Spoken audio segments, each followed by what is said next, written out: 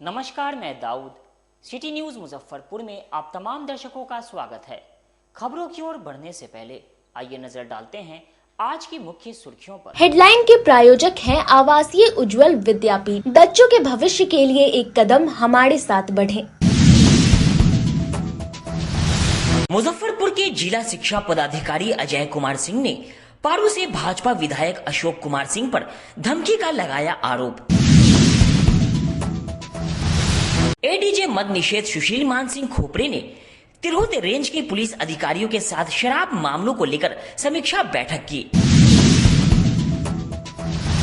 और बिहार पुलिस का अजब कारनामा, आरोपी सुनीता की जगह निर्दोष उर्मिला को भेज दिया जेल। ये थी आज की मुख्य सुर्खियां, अब खबरें विस्तार से। जिला शिक्षा पदाधिकारी अजय कुमार सिंह ने पारू विधायक अशोक सिंह पर धमकी देने का लगाया आरोप। वहीं विधायक अशोक सिंह का कहना है कि जिला शिक्षा पदाधिकारी बिल पेमेंट के नाम पर मांगते हैं घूस। मुजफ्फरपुर के जिला शिक्षा पदाधिकारी अजय कुमार सिंह और विवाद का लगता है चोली दामन का साथ हो गया है। कुछ दिन पहले कुटनी प्रखंड के करमचंद रामपुर बलड़ा में निरीक्षण के दौरान जिला शिक्षा पदाधिकारी और प्रधानाध्यापक के बीच हाथापाई का मामला अभी ठंडा ही नहीं हुआ कि फिर एक बार उन्होंने पारू से बीजेपी विधायक अशोक कुमार सिंह पर डीईओ को धमकाने का आरोप लगाया है। मुजफ्फरपुर जिले के डीईओ अजय कुमार सिंह ने जिलाधिकारी सुब्रत कुमार सेन को दिए आवेदन में पारू विधायक से जान माल की सुरक्षा की गुहार लगाई है।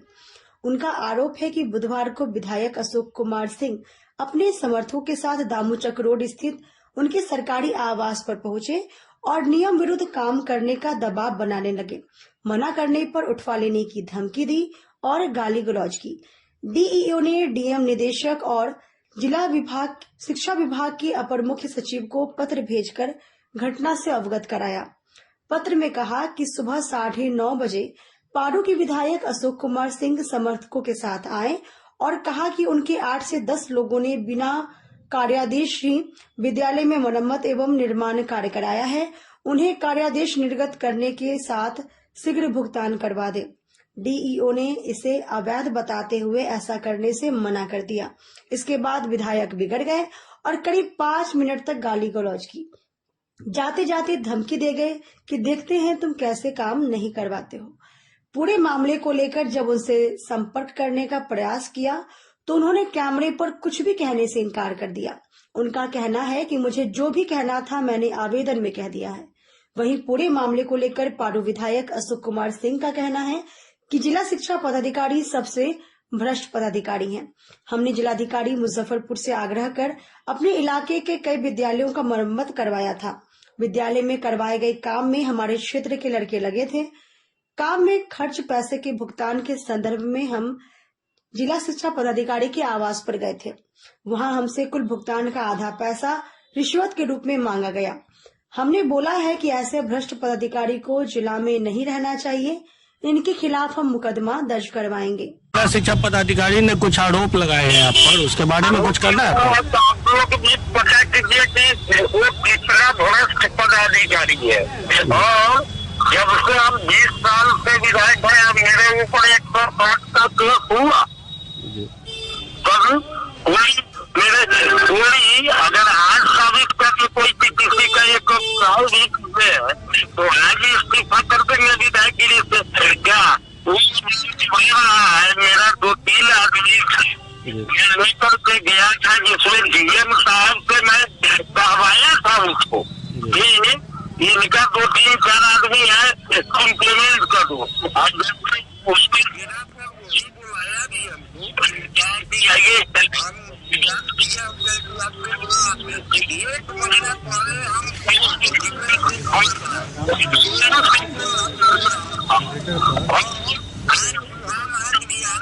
घेरा पर गए थे। उसका हम क्या बोले हैं, हम कि तू भ्रष्ट पदाधिकारी है, लेकिन स्कूल के तो आपसे भी कुछ घूस मांगा गया था क्या सर? नहीं, मेरे आदमी सबसे कहा कि आधा पर फाइनल करो। आधा पर फाइनल करो मतलब कितने का काम था और कितने पैसे मांगे जा रहे थे? मैंने 10 लाख का काम है तो उन चारों लोगों से मांगा गया है।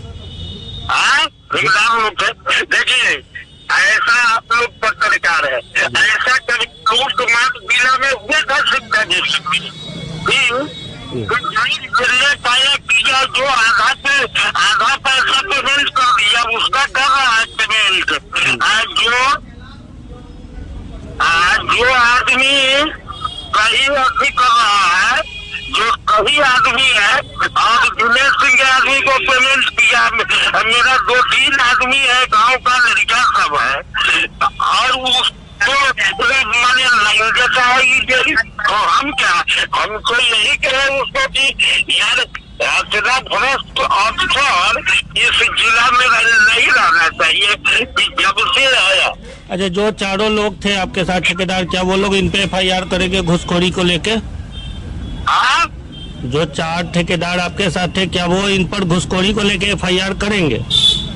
अरे उसमें जो भी काम किया है पत्रकार महोदय, वो रजिस्टर्ड इंतजार नहीं, ये बात उसमें जाइए ना, पता कीजिए कि उसने ये रजिस्टर्ड ठेकेदार किए हुए, जो जिसने पाया ऐसा न हुलड़बाजी किया कि सब लगा अपन क्षेत्र पे कर ले। ठीक है, धन्यवाद सर। मीनापुर थाना पुलिस का अजब कारनामा, शराब बिक्री के मामले में आरोपी को छोड़ निर्दोष को भेज दिया जेल। मीनापुर थाना का अजीबोगरीब कमाल का मामला सामने आया है, जिसमें दर्ज प्राथमिकी में नाम किसी का, गिरफ्तारी किसी और की हो गई। मामला गुरुवार को तब उजागर हुआ जब उत्पाद न्यायालय में मामले की सुनवाई करते हुए विशेष न्यायाधीश मिथिलेश कुमार ने पुलिस की गलती पर संज्ञान लिया। इस मामले में निर्दोष की गिरफ्तारी पर कोर्ट ने चिंता जताई। वहीं आरोपित उर्मिला देवी के अधिवक्ता ने न्यायालय से इस बेबुनियाद मामले को खत्म करने की मांग की है। घटना के संबंध में बताया जाता है कि मीनापुर थाना कांड संख्या 381/22 मामले में शराब बेचने के मामले में सुनीता देवी पति विद्यानंद राय आरोपी थी, जबकि इस मामले में कार्रवाई करते हुए मीनापुर थाना पुलिस ने उर्मिला देवी पति धर्मनाथ राय को गिरफ्तार कर न्यायिक हिरासत में जेल भेज दिया था। इस मामले में कई बार प्रयास करने के बावजूद आरोपित को जमानत नहीं मिली थी, लेकिन गुरुवार को उत्पाद विभाग के न्यायालय में जमानत याचिका पर सुनवाई करते हुए न्यायाधीश ने गलत आरोपित को गिरफ्तार करने के मामले पर संज्ञान लेते हुए निर्दोष पकड़ी गई उर्मिला देवी की जमानत याचिका स्वीकार की। पूरे मामले को लेकर उर्मिला देवी के अधिवक्ता सुमित कुमार सुमन ने बताया कि 22 जुलाई 2022 को मीनापुर थाना अध्यक्ष को गुप्त सूचना मिली थी कि दीपक कुमार पिता विद्यानंद राय और विजय कुमार पिता धर्म निरीक्षण राय दोनों मीनापुर थाना क्षेत्र के धर्मपुर गांव निवासी हैं। अवैध रूप से शराब बेचने का काम कर रहे हैं। सूचना के आलोक में जब पुलिस छापेमारी को पहुंची तो सुनीता देवी पति विद्यानंद राय को शराब बेचते हुए पाया और इस मामले में आरोपितों के खिलाफ प्राथमिकी दर्ज कर ली। इसके बाद न्यायिक हिरासत में पुलिस ने निर्दोष उर्मिला देवी पति धर्मनाथ राय को गिरफ्तार कर जेल भेज दिया। आज सुनवाई के दौरान इस मामले में उत्पाद न्यायालय के विशेष न्यायाधीश ने संज्ञान लेते हुए पीड़ित को न्याय दिया है। आज विशेष न्यायाधीश उत्पाद 1 मुजफ्फरपुर में डिस्चार्ज के पिटीशन पर मीनापुर थाना कांड संख्या 381/22 में अभियुक्त की तरफ से आवेदन दाखिल किया गया है, जिस पर सुनवाई के लिए सुनिश्चित है।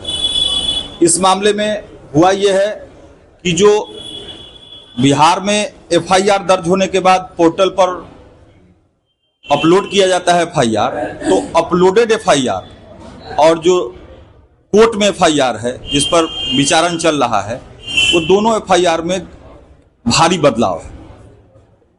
अपलोडेड FIR का जो फॉर्म है, उस फॉर्म की फॉर्म संख्या 230 नंबर, अंत में 230 नंबर दिख रहा है, और जो रिकॉर्ड पर FIR है उसकी FIR की क्रम संख्या 232 है। दोनों में भारी अंतर आ रहा है और दोनों के अभियुक्तों में भी अंतर है। हुआ यह है कि FIR दर्ज होने के बाद उसमें जो पुलिस वाले लोगों ने कोई सौदा करके जो रियल कल्पिट्स थे उनको छोड़ दिया और किसी निर्दोष व्यक्ति को, महिला को जो आज विचारण झेल रही है सुनीता देवी, उसको मुकदमा फंसा दिया। ये मामला है मीनापुर थाने का, एक्साइज से संबंधित मामला है। जो अपलोडेड FIR है उसमें एक्यूज के कॉलम नंबर में नंबर 1 कॉलम नंबर पर उर्मिला देवी का नाम अंकित है। उर्मिला देवी पति धर्मनाथ राय, और जो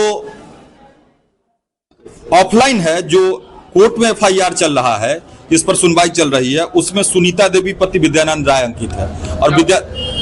और ये जो है ये गंभीर फर्जीवाड़ा है, ये गंभीर अनियमितता है, पद और पदस्थ शक्ति का दुरुपयोग है थाना प्रभारी के द्वारा या जो इसमें पुलिस पदाधिकारीगण संलिप्त हैं उसमें। आरोप दोनों FIR में से है।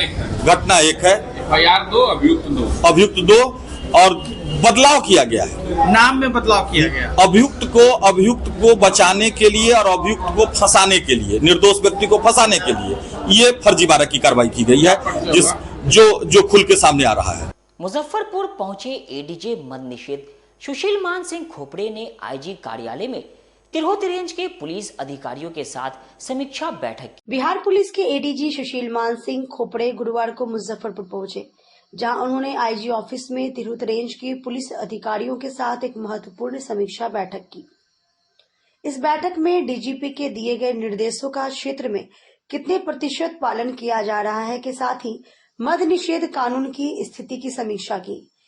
ADG सुशील मान सिंह खोपड़े ने अधिकारियों को निर्देश दिया कि वे शराब माफियाओं के खिलाफ सख्त कार्रवाई करें। बैठक में मुजफ्फरपुर, सीतामढ़ी, शिवहर, वैशाली, समस्तीपुर सहित कई जिला के पुलिस अधीक्षक, DSP मौजूद रहे। बैठक के बाद ADG ने बताया कि सभी अधिकारियों को अपने अपने इलाके के शराब माफियाओं को चिन्हित करने, उनके संपत्ति का आकलन करने का आदेश दिया गया है।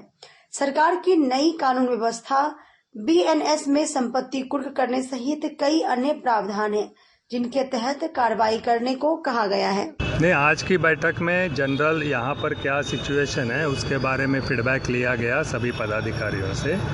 और जो पुलिस का कार्य रहता है मेनली क्राइम कंट्रोल है, और स्पेशली शराब, चूँकि मेरे पास प्रोहिबिशन प्रभाग है, तो शराब संबंधित जो केसेस है और शराब पर किस तरह से कंट्रोल करना है इसकी रणनीति बनाई गई और उनके केसेस के बारे में चर्चा हुई। भूमाफियाओं पर भी कुछ लेकर हुआ सर?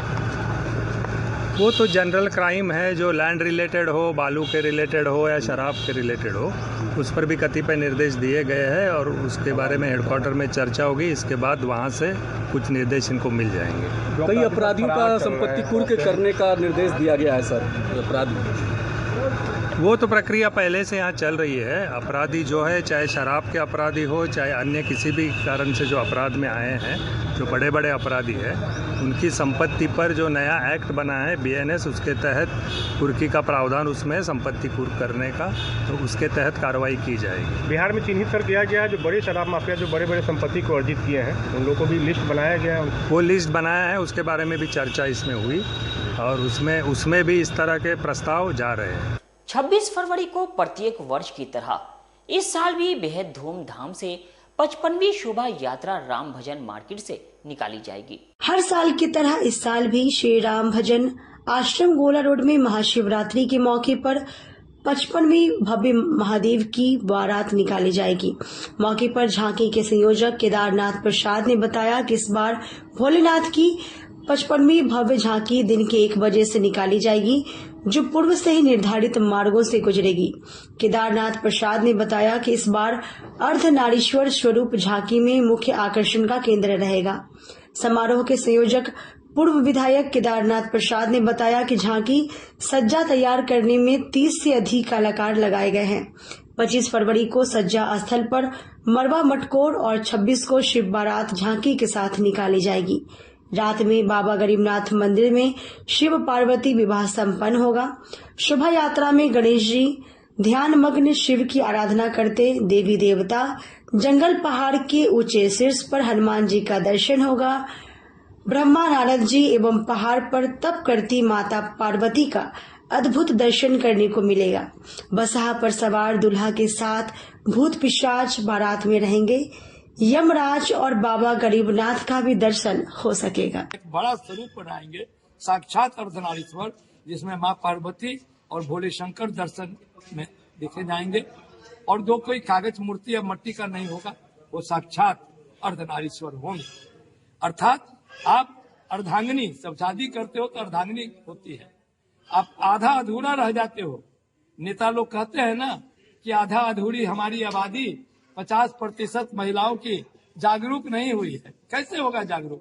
आप तो उसको जागरूक करते नहीं, आप तो जात पात में बांट देते हैं, नौकरी का दिलासा दे करके बांट देते हैं, नैतिकता के साथ जोड़ते नहीं है। शिव बाबा के दरबार में नैतिकता से जोड़ने की बात होती है और वही काम हम लोग करते हैं जो शिव बाबा कहते हैं। तो इस बार 55 का अर्थ बाबा हमको बताएं कि तुम इसी काम को ऐसा उजागर करो कि हमारे शिव भक्त भटके नहीं। और शिव और शक्ति का प्रारूप इतना विहंगम इनका परिवार है, विरोध ही विरोध है। एक बेटा मोर पर बैठा हुआ है, एक बेटा मूसा पर बैठा हुआ है। खुद इनके देह में सांप है, इनका सांप उनका मूसा को खा जाता है। माँ भगवती का बाघ है, जब वो दौड़ता है तो इनके बैल को खा जाता है, बता को खा जाता है। इतनी विषमता के बीच शंकर कल्याणकारी असमतावादी बने हैं। इसीलिए ये देवों में देव महादेव है। इसलिए शिव भक्तों आपसे निवेदन है कि 55 वर्ष का झांकी आपके जीवन को आदर्श प्रदान करेगा और इसी आदर्श के साथ अगर आप अपने जीवन में परिवार, समाज, सबका सम्मान करते चलेंगे तो यही शिव की बड़ी पूजा होगी। सरस्वती पूजा विसर्जन के लिए बनाए गए कृत्रिम घाट अब लोगों के लिए परेशानी का सबब बन गया है। कुछ दिनों पूर्व सरस्वती पूजा के दौरान मूर्ति विसर्जन को लेकर जिला प्रशासन द्वारा बूढ़ी गंडक नदी के आश्रम घाट में कृत्रिम तालाब का निर्माण किया गया था ताकि एनजीटी के आदेश के अनुसार नदी स्वच्छ रहे और बूढ़ी गंडक नदी स्वच्छ रहे। तस्वीर में आप साफ तौर पर देख सकते हैं कि मूर्ति विसर्जन को लेकर तालाब का निर्माण तो किया गया, मगर पर्व के बाद तालाब ऐसे ही खुदा हुआ छोड़ दिया गया। पानी से अब गंदी बदबू भी आने लगी है, जिससे आसपास के लोग परेशान हैं। आपको बताते चले कि नमामि गंगे परियोजना के तहत नदी की सफाई को लेकर हर साल करोड़ों रुपए खर्च किए जाते हैं, मगर सच्चाई क्या है वह आपके सामने है। बहुत दुख की बात है कि मतलब कि गड्ढे बनाकर छोड़ दिया गया है। पर सवाल सबसे पहले बात यह है कि अगर गड्ढे कृत्रिम घाट बनाने की जो बात होती है तो ये क्यों किया जाता है?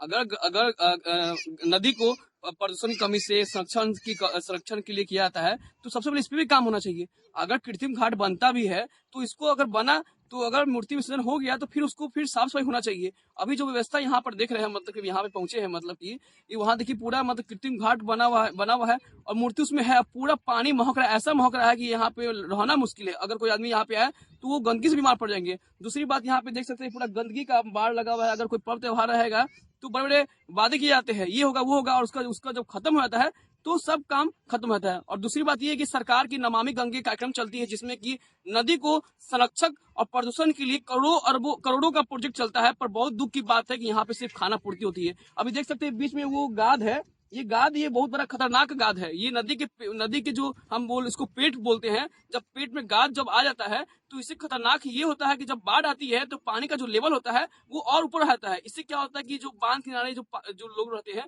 उसको भी नुकसान होना पड़ता है। तो ये सब जो काम होना चाहिए सब काम होता नहीं है और कृत्रिम घाट जो बना दिया जाता है, बनाने के बाद उसको सही किया जाता है, जिसके कारण से ये समस्या उत्पन्न होती है। और क्या अपील रहेगा?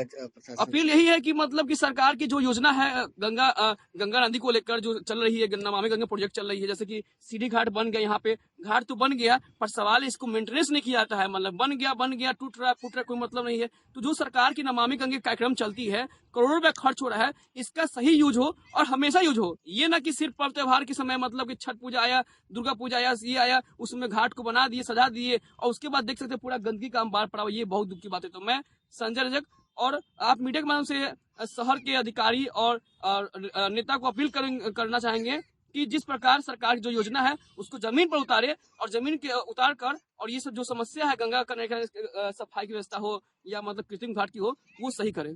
युवा राजद के द्वारा विशेष सदस्यता अभियान शहर के विभिन्न इलाकों में चलाया गया। जिला महानगर राष्ट्रीय जनता दल के नेतृत्व में आज सदस्यता अभियान चलाया गया। इस अवसर पर युवा राष्ट्रीय जनता दल के प्रदेश महासचिव रतन चौधरी ने कहा कि जिला के सभी प्रकोष्ठ के अधिकारी और पदाधिकारी सदस्यता अभियान में शामिल हैं।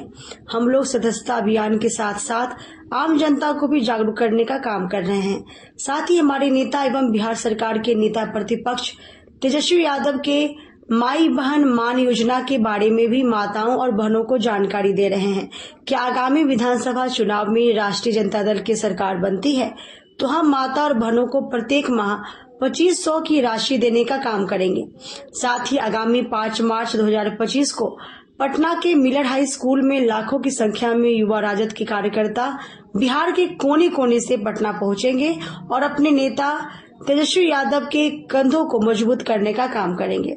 इस अवसर पर राय शाहिद, इकबाल मुन्ना, पाले खान सहित कई राजद के वरिष्ठ नेता उपस्थित थे। राष्ट्रीय जनता दल जिला महानगर के नेतृत्व में, तमाम प्रकोष्ठ के पदाधिकारी के नेतृत्व में, उनके सहयोग से तेजस्वी यादव जी राष्ट्रीय जनता दल का सदस्यता अभियान चलाया जा रहा है। तेजस्वी यादव जी के कंधे को मजबूत करने के लिए आप देख रहे हैं लाखों की संख्या में, खासकर महिलाएं, जो हमारे नेता ने 2500 प्रति माह सरकार बनने पर माई बहन मान योजना की घोषणा की है, तब से खासकर हमारी बहनों, हमारी माताएं में, हमारे जितने भी महिला समाज में हैं, बहनें हैं, माताएं हैं, हर वर्ग के लोगों में उत्साह है और जल्द से जल्द वो चाहते हैं कि 2025 में थकी हुई सरकार को हटाई जाए और हमारे युवा सरकार राष्ट्रीय जनता दल के नेतृत्व में, जिस तरह से 17 महीना में खासकर तेजस्वी जी ने जो काम करके दिखाया, वो काम अब पूर्ण रूप में 5 साल में हो रखा है पटना के मिलर हाई स्कूल में। और बिहार के तमाम जिला से, तमाम प्रखंड से, पंचायत से लगभग लाखों की संख्या में युवा राजद अपने नेता तेजस्वी प्रसाद यादव जी के कंधा को मजबूत करने में, उनके नेतृत्व में 2025 का हुंकार भरेगा पटना के मिलर हाई स्कूल से। कोई बातों पर चर्चा होगी उसमें? हम लोगों ने जो 17 महीना में काम किया, हमारे नेता ने जो काम किया है, उस विषयों पर चर्चा होगी और आने पर जो हमारी सरकार काम करेगी, खासकर 2500 के माई बहन मान सम्मान योजना में विभिन्न तरह की इस थकी हुई सरकार को किस प्रकार से इस गद्दी से हटाया जाए, उस पर विशेष रूप से किस तारीख को? 5 मार्च 2025 माननीय नेता प्रतिपक्ष तेजस्वी प्रसाद यादव जी उद्घाटन करता रहेंगे एवं तमाम हमारे प्रदेश से लेकर राष्ट्रीय स्तर के नेता वहां मौजूद होंगे। वक्त हो चुका है छोटे से ब्रेक का। बने रहिए हमारे साथ, देखते रहिए सिटी न्यूज मुजफ्फरपुर। हम पढ़ाई के साथ साथ बच्चों में विश्वास जगाते हैं। Christ Jyoti international school based on CBSE curriculum with co-education, nursery से +2 के छात्रों के लिए प्रत्येक विषयों के लिए अनुभवी शिक्षकों का समूह है। 5 एकड़ में फैला यह स्कूल बच्चों के बेहतर भविष्य बनाने में सक्षम है। अत्याधुनिक साइंस और कंप्यूटर लैब के साथ स्कूल को बेस्ट डिसिप्लिन का अवार्ड भी मिल चुका है। पढ़ाई के साथ छात्रों की शारीरिक क्षमता बढ़ाने के लिए विभिन्न खेलों का विशेष प्रशिक्षण भी दिया जाता है। नर्सरी से +2 तक के लिए नामांकन प्रारंभ है। हमारा पता है Christ Jyoti international school, Dharmoday Sthali, Madhopur, Rusta, Muzaffarpur. Contact us on 947122 108 7352 664757।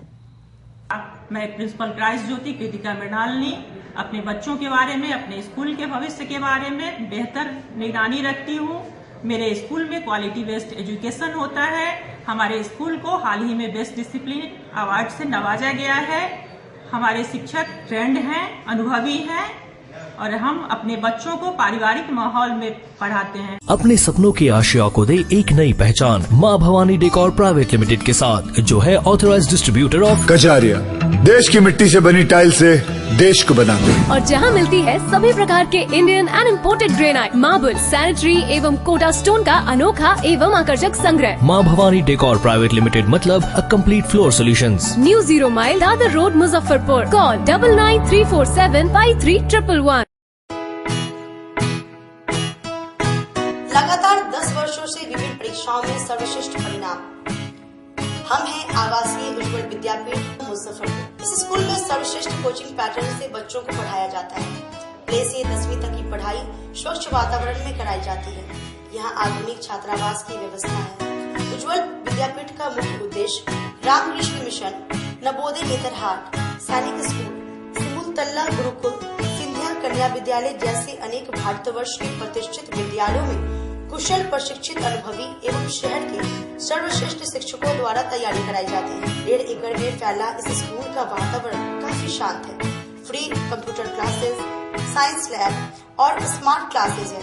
साथ ही इंडोर और आउटडोर गेम की भी व्यवस्था है। तो अपने बच्चों के लक्ष्य के सपनों को पूरा कराना चाहते हैं तो आज ही आवासीय उज्ज्वल विद्यापीठ में अपने बच्चों का नामांकन करवाएं। हमारा पता है पोखरिया पीठ, अतरदा, मुजफ्फरपुर और हमारा कॉन्टेक्ट नंबर है 9708351851 और हमारा दूसरा नंबर है 8797122397 या फिर आप हमें कॉन्टेक्ट कर सकते हैं 8409996658 पर। आजकल की बिजी जिंदगी में स्टाइल तो है पर कंफर्ट का क्या? आपके इसी स्टाइल और कंफर्ट को बेहतर बनाने के लिए नीलकमल लेकर आए हैं first exclusive factory outlet showroom in Mithanpura, Muzaffarpur, जहां home furniture, office furniture, mattress and wedding special pay up to 50% off with EMI facility. Style भी, कंफर्ट भी। उत्तर बिहार का पहला नीलकमल का एक्सक्लूसिव शोरूम आपका स्वागत करता है। एक बार सेवा करो। ब्रेक के बाद एक बार फिर से आप तमाम दर्शकों का स्वागत है। आइए रुक करते हैं आगे की खबरों। अपनी विभिन्न मांगों को लेकर लोहार कल्याण महासभा ने कलेक्ट्रेट में 1 दिवसीय धरना दिया। लोहार को मूल जाति का दर्जा देने एवं लोहार जाति के लिए जनगणना कोड निर्धारित करने समेत विभिन्न मांगों को लेकर लोहार कल्याण महासभा ने गुरुवार को कलेक्ट्रेट में धरना दिया। इस दौरान लोहार कल्याण महासभा का प्रतिनिधि मंडल DM से मिलकर राज्य सरकार को ज्ञापन सौंपा। इस अवसर पर लोहार जाति के लोगों ने राज्य सरकार के खिलाफ जमकर नारेबाजी की। धरना को संबोधित करते हुए जिला अध्यक्ष चंदेश्वर ठाकुर ने कहा कि लोहार जाति को सरकार ने उपजाति का दर्जा दिया है। जनगणना में लोहार को कर्मकार की उपजाति बना दी गई, जो 13 नंबर पर अंकित है। 177 नंबर पर लोहार के नाम से निर्गत किया गया है।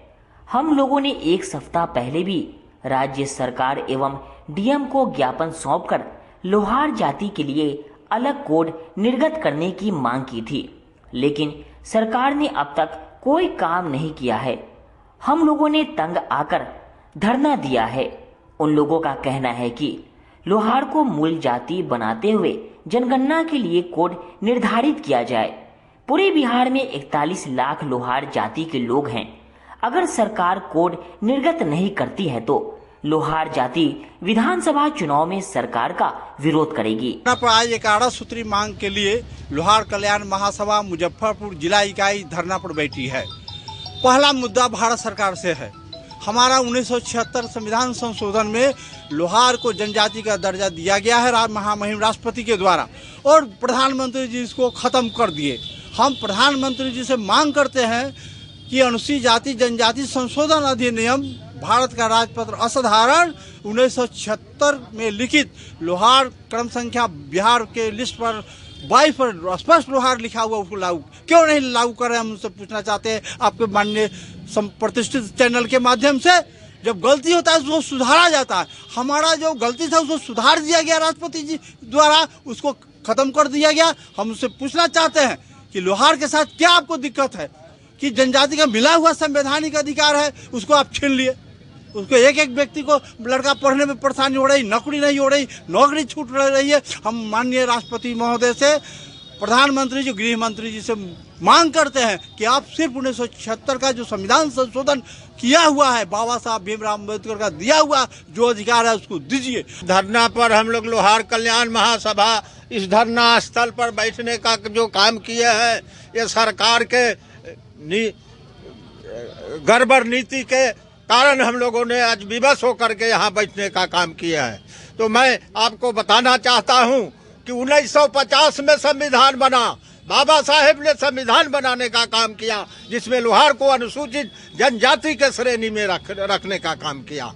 लेकिन पूर्व के जो भी सरकारें थी वो लोहार के साथ धोखाधड़ी बेईमानी करने का काम किया। 1956 में काका कालेलकर आयोग का गठन हुआ। उन्होंने जांच करके लोहार को अनुसूचित जनजाति के श्रेणी में रखने का काम किया। 1976 में भी मुंगेरी लाल आयोग का गठन हुआ, उन्होंने जांच किया, कहा कि नहीं, बिहार में जो लोहार है वह गरीब है, उसको अनुसूचित जनजाति के श्रेणी के लायक है। उसके बावजूद भी हमको सुविधा नहीं दिया गया। तो 1996 में जब लालू जी के सरकार बनी तो हम लोगों ने लड़ाई लड़ा, तो हमको अब अपबंधित जाति सर्टिफिकेट मिलने लगा। हमारे बाल बच्चे जो जमादार थे वो दरोगा में प्रमोशन हुआ, जो दरोगा थे इंस्पेक्टर में प्रमोशन हुआ, इंस्पेक्टर थे उनका डीएसपी में प्रमोशन हुआ। लेकिन साल भर में फिर कोर्ट के माध्यम से ये हरकत करके, ये राजनीतिक साजिश के तहत केंद्र सरकार ने कोर्ट के माध्यम से छीनने का काम किया और हमारे स्वतः बाल बच्चों रोड पर आ गए और मिला हुआ नौकरी भी समाप्त हो गया। उसके बाद हम लोगों ने नीतीश जी का सरकार बनी तो नीतीश जी को घेरने का काम किया। मुजफ्फरपुर के लोहार समाज 10,000 के जमात में मनोज शर्मा जी की अगुवाई में हम लोगों ने घेरने का काम किया। तो नीतीश कुमार जी ने एक केंद्र सरकार से उन्होंने तो पहले अनुग्रह नारायण शोध संस्थान का गठन किया, उससे जांच करवाए। 38 जिला में जांच हुआ। 38 जिला में उन्होंने अनुग्रह नारायण शोध संस्थान का रिपोर्ट उन्होंने जो भेजा, 700 पन्ना में उन्होंने अपना रिपोर्ट लिखा और उन्होंने कहा कि बिहार के 38 जिला में हमने घूमा, लोहार का जो श्रेणी है, जो स्थिति है, दयनीय स्थिति है, उसका मुख्य रूप से लोहार जाति के लोग हैं। आभरण शब्द में लोहड़ा लोहरवा कहा जाता है, लेकिन उसका आर्थिक स्थिति कमजोर है, शैक्षणिक स्थिति कमजोर है। भूमाफिया भगाओ अस्पताल बचाओ जन संघर्ष समिति की ओर से अपनी मांगों को लेकर समाहरणालय में एक दिवसीय धरना दिया गया। भूमाफिया भगाओ अस्पताल बचाओ जन संघर्ष समिति सरैया की ओर से गुरुवार को मुजफ्फरपुर जिलाधिकारी के समक्ष धरना प्रदर्शन का आयोजन किया गया। इसके पूर्व शहीद खुदीराम बोस स्मारक स्थल से एक सुसज्जित जुलूस निकाला गया।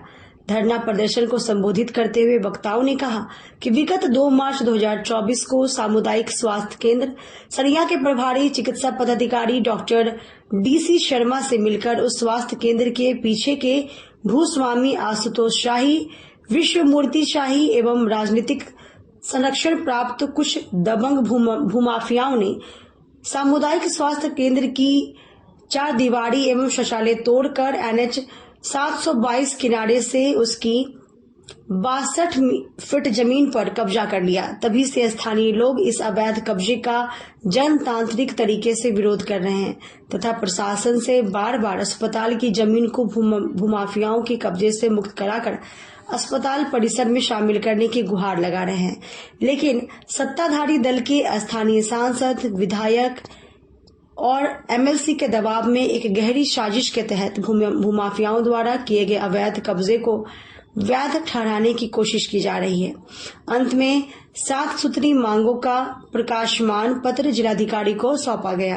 2 मार्च 2024 को यानी आज से लगभग 1 साल पहले सरैया अस्पताल की पूर्वी छोर पर जो 4 दीवारी थी और शौचालय निर्मित था, उसको वहां के भूस्वामी आशुतोष शाही, विश्वमूर्ति शाही से मिलकर के कुछ भूमाफियाओं ने और गुंडा का सहारा लेकर के स्थानीय शासन प्रशासन की मदद लेकर के और उसको तोड़वा दिया और तोड़वा करके नए सिरे से बाउंड्री बना दिया। अस्पताल की 62 फीट जमीन को कब्जा करते हुए और फिर नए सिरे से बनवाया। जनता के संज्ञान में जब ये बात आई तो उस समय से लगातार जनवादी तरीके से जन संघर्ष चल रहा है, लेकिन आज तक शासन प्रशासन के कान पर जूं नहीं रेंग रहा। स्थिति ये है कि जब जब विरोध हो रहा है कुछ न कुछ निर्माण कार्य हो जा रहा है।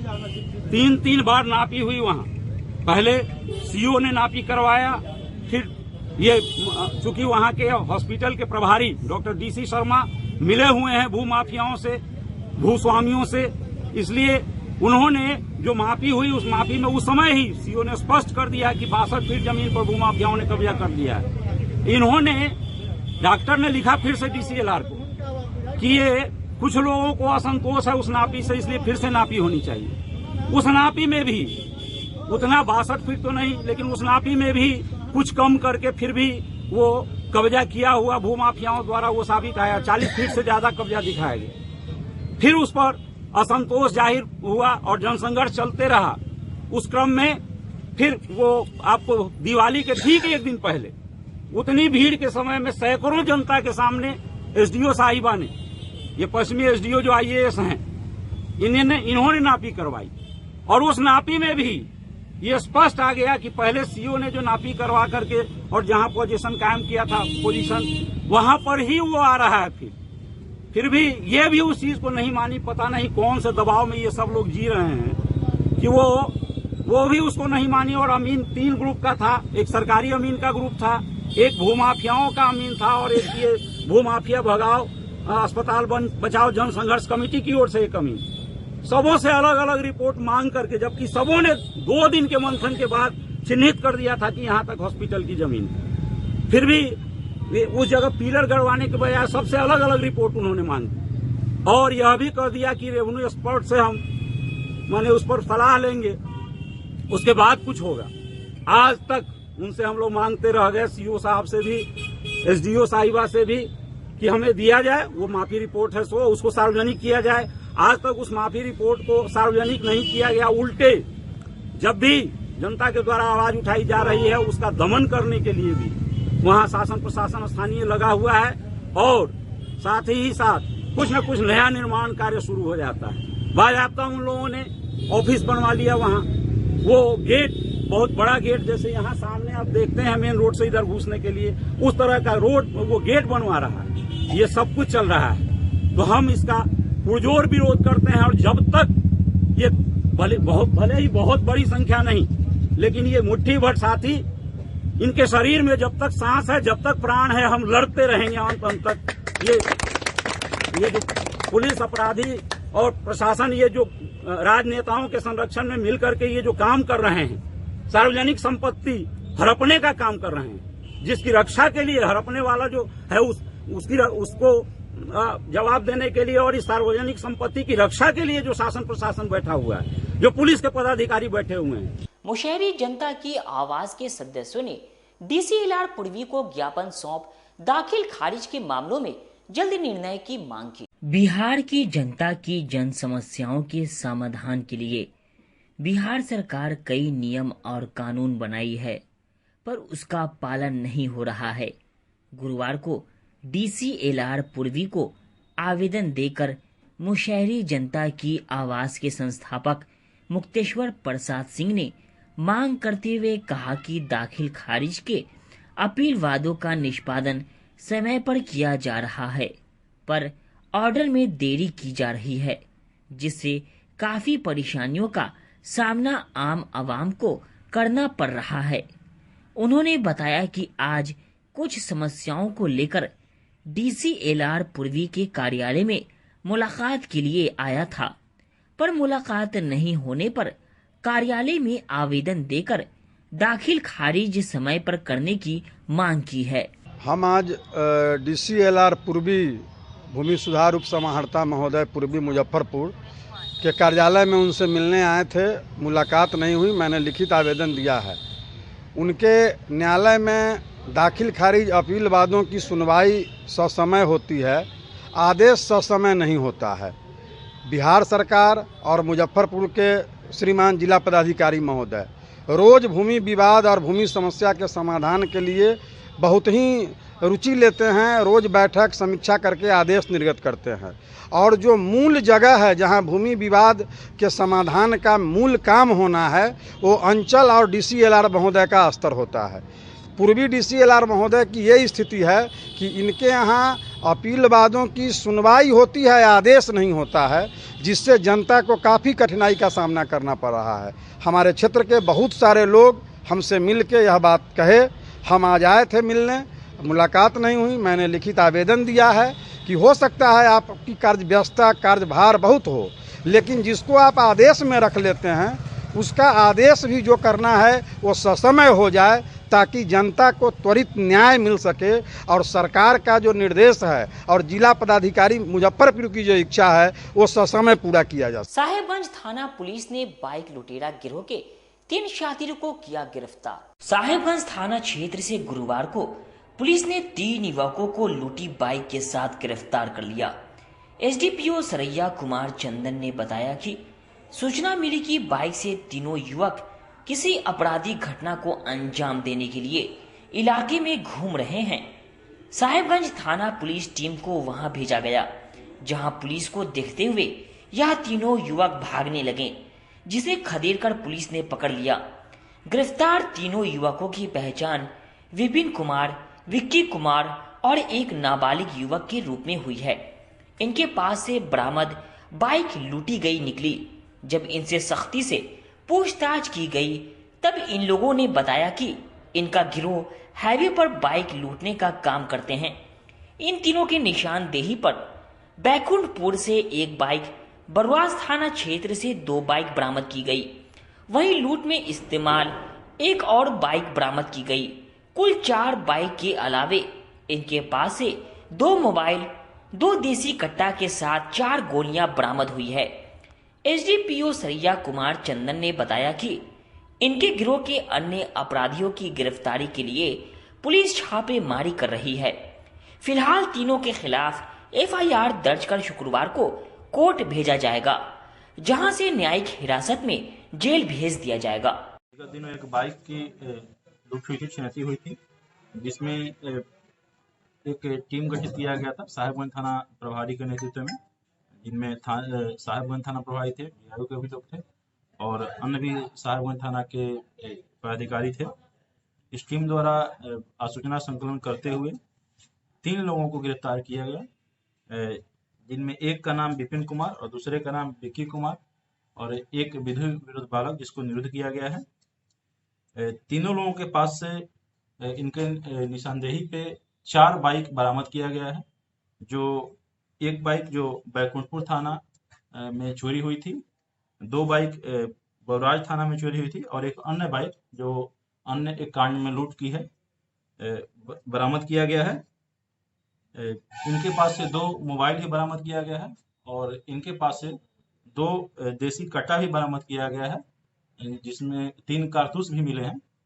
तो इस तरह से एक अच्छा ग्रुप जो कि एक्टिव था और लूट के या चोरी के बाइक को छुपा के रखता था छीन करके, तो वैसे ग्रुप का पकड़ा गया है। और इनमें एक और साथी हैं जिनकी छापेमारी के लिए हम लोग लगातार गिरफ्तारी कर रहे हैं। खबरों का सिलसिला यहीं होता है समाप्त। अब मुझे और मेरी पूरी न्यूज टीम को दीजिए इजाजत। कल फिर मिलेंगे आपसे शहर की तमाम खबरों के साथ।